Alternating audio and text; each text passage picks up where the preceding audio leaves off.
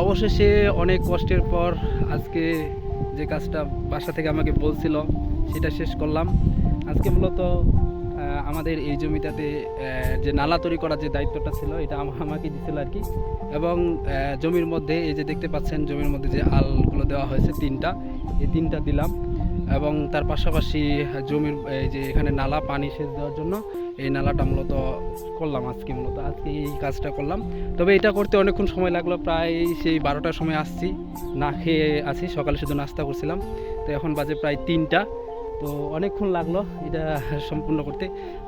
এই যে ভিডিওটা যে করলাম এটা করার উদ্দেশ্য কি, এটা কেন করলাম, এইখান থেকে যে শিক্ষার বিষয়টা হইল যে আমাদের যে পিতামাতা আছে তাদের কিন্তু অসংখ্য স্বপ্ন আছে, সেই স্বপ্নগুলোকে তারা আমাদের মাধ্যমে কিন্তু সেগুলো পূরণ করতে চায়।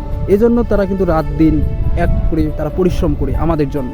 তো আমাদের এজন্য কি করতে হবে, আমাদের তাদের যে স্বপ্নগুলো আছে সেই স্বপ্নগুলো কিন্তু পূরণ করতে হবে।